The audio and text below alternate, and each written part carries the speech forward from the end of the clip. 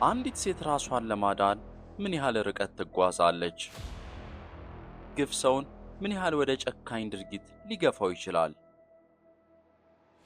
ይህ አስደናቂ ፊልም አንዲት ሴት በድንገት በደረሰባት ግፍ ምክንያት የምትሄድበትን አስገራሚ መንገድና አጸፋ የሚያስቃኘን ምርጥ ፊልም ሲሆን እኔም ለእናንተ እንዲያዘጋጅቼ እነሆ ብያለሁ።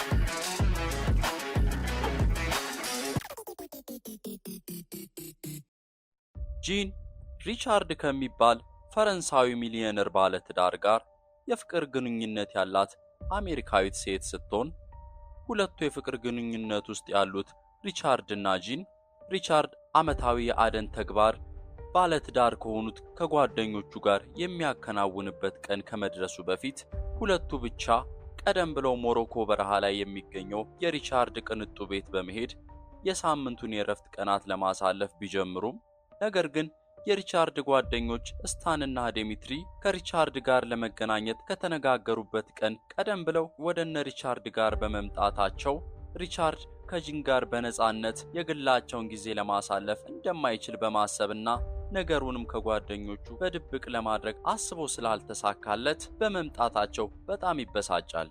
በዛ ቀን ምሽት የሪቻርድ ጓደኞችና እነ ጂን ተሰብስበው መጠጥ እየጠጡ በሚዝናኑበት ሰዓት ሪቻርድ ለጂን የደረቀች የፒዮት ተክል በስነ ስርዓት እንድታስቀምጥ ይሰጣታል።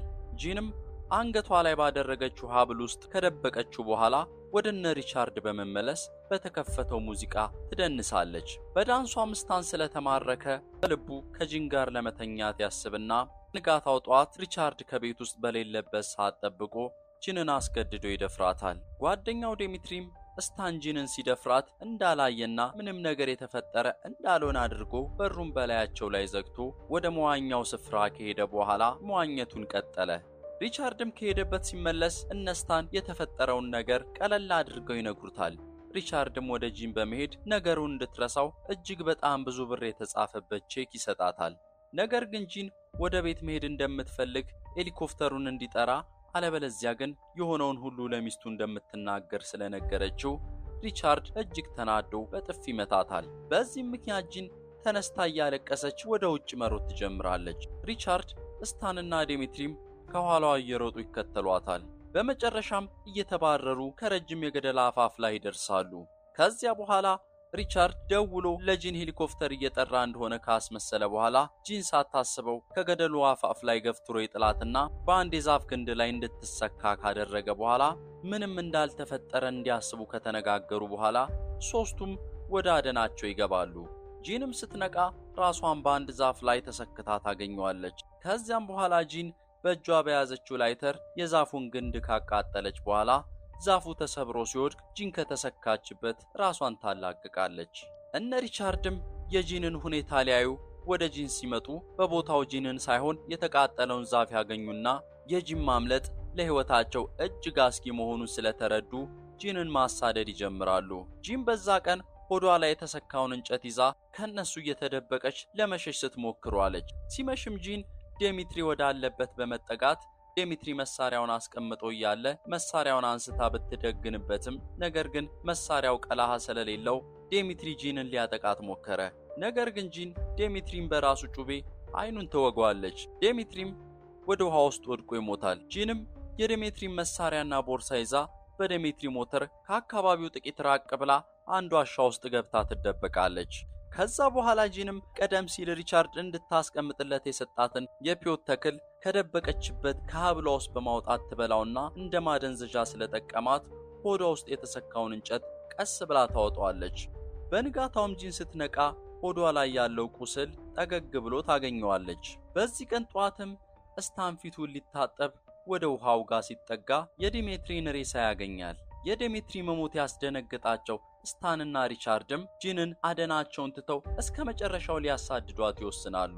እነ ሪቻርድም ጂንን ለማግኘት ጭልጥ ባለው በረሃ ላይ ሲያስሷት ከቆዩ በኋላ በተለያየ አቅጣጫ ለመፈለግ ተስማምተው ወደ ተለያየ አቅጣጫ ይበታተናሉ።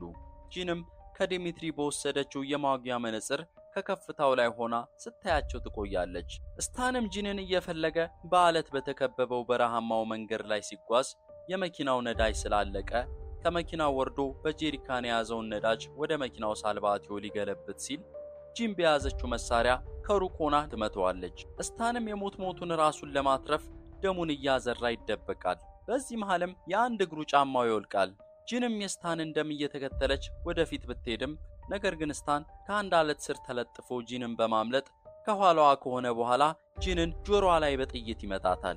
ጂንም ከወደቀችበት ተነስታ ከኋላዋ እየተከተላት ያለውን ስታንን ለማምለጥ ትሞክራለች። ከዛም በኋላ ጂን ስታን አንድ እግሩ ባዶ መሆኑን ቀደም ሲል ስትከተለው አስተውላ ስለነበር የያዘችውን ባትሪ በመስበር የባትሪው ስብርባሪ መስታወት እንዲወጋው ካደረገችው በኋላ ታመልጠዋለች። ነገር ግን ስታን እግሩን የወጋውን የባትሪው መስታወት ከእግሩ ውስጥ ካወጣ በኋላ መኪና ውስጥ ገብቶ ጂንን ይከተላታል። ጂንም ከፊት ለፊቱ ስታንን አልፋው ቀድማው ሄዳ ስለነበረ ወደ እሷ እስኪቀርብ ጠብቃ ስታንን በጥይት ትመታውና መኪና ውስጥ እንዳለ እንዲሞት ታደርገዋለች። ከዛ በኋላ ጂንም የስታን መኪና ውስጥ ገብታ መኪናውን አስነስታ ስትሄድ ፊልሙ ያስቃኘናል። ከረጅም ፍለጋ በኋላ ጂንን ሊያገኛት ያልቻለው ሪቻርድ በሁኔታው በመበሳጨት ወደ መጣበት ሀገር ለመመለስ በረሃ ላይ ወደሚገኘው ቤቱ ከተመለሰ በኋላ ሄሊኮፕተሩ መጥቶ እንዲወስደው በስልክ ይጠራውና ሄሊኮፕተሩ እስኪደርስ ሻወር በመውሰድ ላይ ያለ ድምጽ ይሰማና መሳሪያውን እንደያዘ እርቃኑን ድምጽ የሰማውን ነገር ለማግኘት በመጀመሪያ ቤቱን ቀጥሎም ውጪውን እየተዘዋወረ ከፈተሸ በኋላ ወደ ቤት ውስጥ ሲመለስ ጂን ውጪ ባለው መስታወት ትዩ መሳሪያ ትደግንበታለች። ሪቻርድም አዘናግቶ ሊያመልጣት ሲል ጂን መሳሪያውን ስለተኮሰች ሆዱ ላይ ትመታዋለች። ሪቻርድም የሞቱን ደሙን እያዘራና በደረቱ እየተሳበ ሊያመልጣት ከሞከረ በኋላ በመተላለፊያ ኮሪደሩ ላይ መሳሪያ ደግኖ ይጠብቃት ጀመር። ጂንም ወደ ኮሪደሩ ልትደርስ ስትል ለሪቻርድ ኢላማ ቅርቦና መሳሪያው እንደደገነች ትቆማለች። ወደፊትም ልትጠጋ ስትል በእግሩ ስር እየፈሰሰ ያለውን የሪቻርድን ደም ስላየች ወደ ኋላ በመመለስ ታፈገፍጋለች። ሪቻርድም እየፈሰሰ ያለው ደሙን በፕላስቲክ ሆዱን በመጠቅለል እንዲቆም ለማድረግ ከሞከረ በኋላ መሳሪያውን በመደገን ጂንን በቤት ውስጥ ያሳድዳት ጀመር። ነገር ግን ጂን ከሪቻርድ ለማምለጥ እያደረገችው ባለው ሙከራ በወለሉ ላይ የፈሰሰው ደም አንሸራቷት መሳሪያውን ጥላ ስለወደቀች ሪቻርድ ደርሶባት በያዘው ሰደፍ ይመታታል።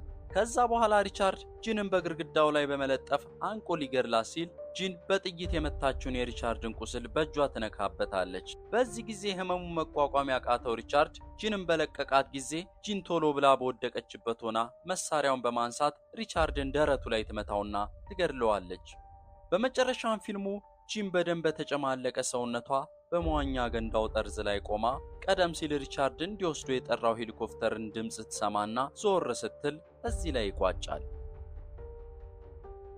ዛሬ የተመለከትነው ፊልም አንዲት ወጣት ሴት ያለ ፍላጎቷ ላደረጉባት ነገርና እስከ መግደል ድረስ ለጨከኑባት ሰዎች የወሰደችውን የበቀል እርምጃ ሲሆን በፊልሙ ውስጥም መጀመሪያ የጂንን ለስላሳ ባህሪ የምንመለከት ሲሆን ፊልሙ ነገሮችን እያስቃኘን በሄደ ቁጥር የጂንን ጠንካራና የማይበገር ማንነትን በሚማርክ መልኩ ያስቃኘናል። ሙሉ ፊልሙን ካላያችሁት እንደምትወዱት እርግጠኛ ሆኜ እንድታዩት እየጋበዝኩ አስደናቂ የፊልም ታሪኮችን ለማየት ቻናሉን ይቀላቀሉ በማለት እሰናበታለሁ።